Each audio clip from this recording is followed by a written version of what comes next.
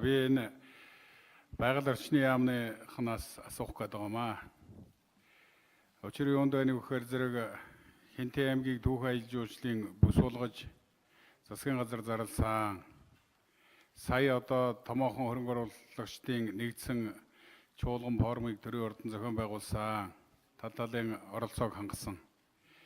Тэгэхээр зэрэг бол энэ онцгой шийдвэр гарсантай холбогдуулаад түүхэн аялал жуулчлалын бүс Эхэзэн богд Чингис хааны төрж мэндэлсэн өлгийн нутгийг уул уурхаагаас чөлөөлөх асуудал бол юунаас илүү чухал байгаамаа.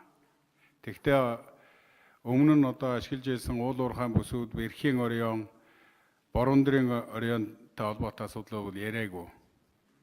Хэрлэнгийн хөдөө аралтай газрын тостой холбоотой хой талын одоо онон дагсан энэ бүс нутгуудын асуудлыг ярьж байгаамаа.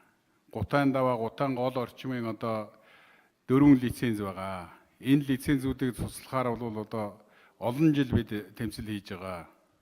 Тэгээ харин одоо сая бол засгийн газар их хурлын өргөдлийн байнгын хороо иргэдийн одоо 10-аад мянган иргэдийн ирүүлсэн өргөдөл санал дээр тулгуурлаад тэгээд энэ асуудлыг бол авч хэлсэн.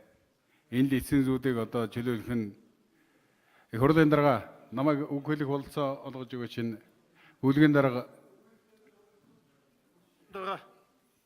таныг хурд хүмүүлээд байна гэж байна. доктор Сүрэн дарга.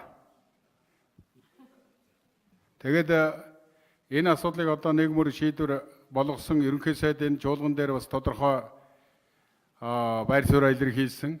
Тэгэхээр энэ асуудлыг одоо нэг талд нь гаргаад хан хэнтийн дархан заазад газар зааталт нь бол онон балжийн байгалийн одоо зохицуулалт газарт аль нэг талд нь одоо хамруулах энэ тусгай хамгаалтанд авахтай холбоотой асуудлыг хэрхэн яаж шийдвэрлэх вэ? Уул уурхай яамны нөгөө хариуцсан хүн энд ирээгүй байх шиг байх юм. Би тэр хүн ирсэн байвал Хэрлэнгийн хөдөө аралтай холбоотой тэр газрын тосны хайгуултай холбоотой юмыг асууя гэж ингэж бодсон юм. За түрүүн бол одоо ямар ч асуудал байхгүй 72 мянган газрыг бол чөлөөсөн байгаа гэж ингэж хэлсэн. Тэрийг нь одоо баталгаажуулж авах хэрэгтэй. Тэгээ ийм асуудал дээр нэг тодорхой хариулт өгөөч. За хоёрдугаарт бол яг хуу энэ тусгай хэрэгцээнд авах тухай хамгаалтанд авах тухай энэ тогтоолын төслийг бол бид нэр дэмжиж ингээ гаргаж байгаа. Ер нь бол цаашдаа энэ тусгай хамгаалтанд авах судалгаа хийгдсэн ийм газруудаа бол дистралтайгаар авах шаардлагатай. Хамгийн гол нь энэ тусгай хамгаалтанд авсан газар нутгаа хэр хамгаалж чадж байна. Нөгөө Нинжа гэд нэрлэгдэж байгаа энэ уул уурхайн компаниуд хорслоо тайлж одоо тэнд төрхирч байгаа энэ үйл ажиллагаанаас яаж хамгаалах юм бэ? Тэр тусгай хамгаалалтаа газар нутагт лиценз авах гэсэн. Эсвэл лицензээ суслуулсан. Лицензтэй байсан ийм хүмүүсүүд бол одоо Нинжа нэрээр эргүүлээд одоо өөрснөө тэнд үйл ажиллагаа явуулдаг. Энэ бол нууц биш шүү дээ. Одоо бол гутаан даваа орчмын тэр лицензүүдийг цуслахад бол энийг хэн хамгаалах юм бэ гэдэг асуудлыг л одоо тавьж байгаа. Энийг бол Нинжа нар орно гэдэг хэлж байгаа боловч Нинжа нар гэдэг маань өөрсдөө зохион байгуулж орно л гэсэн ийм санаа шүү дээ. Тэгэхээр энэ улсын хэмжээнд одоо энэ тусгай хамгаалалттай газруудад за лиценз бол олгогдоогүй байгаа, олгогдсон лицензүүдийг тусалсан гэдэг нь ойлгомжтой. Тэнд одоо Нинжа нэрээр хууль ус үйл ажиллагаа явуулж байгаа ийм зүйлүүд байна уу юу? Энэ үйл ажиллагааг одоо яаж таслан зогсоох юм гэдэг асуудлыг цогцоор нь давхар одоо бас шийдлийг олохгүй болохгүй хаа гэсэн ийм саналыг би хэлэх гээд байгаа. Ийм асуултыг тавих гээд байгаа. Баярлалаа. За төслийн эцсийн хэлцүүлгийг явуулж байгаа. Ажлын хэсгээс биш болон байнгын орооноос хариулах ёстой. Сүхот. За ажлын хэсгээс за 80 дугаар микрофоныг.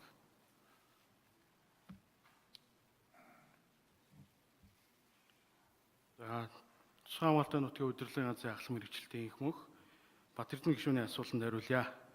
Гутаан даваа онон балжийн өргөтгөлтэй холбоотой асуудлаар бол хариуцсан судалгааг мэргэжлийн байгууллагаар хийлгээд үүн дээр үндэслэдвэл бид хууль тогтоомжийн тухай хуулийн дагуу үр нөлөөний шинжилгээ, зардлын тооцоо, тантан судалгааг бол хийлгээд улмаар одоо их хурлын тогтоолын төсөлтөөр үзэл баримтлалыг батлуулахаар хууль зүйн яамд бол хургуулсан байж байгаа. Үүний дараа бол бид холбогдох яамдаас саналыг аваад үүний дараа бол засгийн газраар хилцүүлэх энэ одоо бэлтгэл ажлыг бол хангаа явьж байгаа. Гутаан даваатай холбоотой асуудал дээр бол бид гутаан давааг байгалийн зохицуулт газрын ангиллаар 80 орчим одоо гад халбаагаар бол ахваар явьж байгаа. За онон балжийн өргөтгөл дээр бол бид 100 орчим гаагаар наривчсан судалгааг нь хийгдсэн. За үүний дараа бол наривчсан менежментийн асуудлыг бол хамгийн ойр орших онон балжийн байгалийн зохицуулт газарт байгаль хамгаалагч менежментийн асуудлыг шийдээд ингээд хариуцуулаад явах ийм боломжтой бүх судалгааг бол хийсэн байж байгаа. За таны хоёр дахь асуудал дээр дурдгдсан тэр хуваарай буюу хууль бусаар алт холборлагчид энэ тусгай хамгаалалттай газарт алт холборлох ийм үйл ажиллагаа хэрхэн зохицуулж байгаа гэж байна.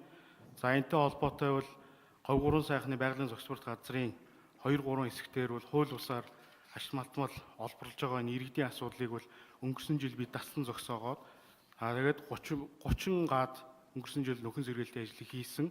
Цаашдаа бол одоо энэ хэн шалгалтыг бол илүү сайжруулах, энэ хэн шалгалтанд дрон ашиглах энэ маягаар бол одоо явж байгаа. Мөн одоо хуулийн хэлтийн байгууллагатай бол нэг хамтран ажиллаад явж байгаа.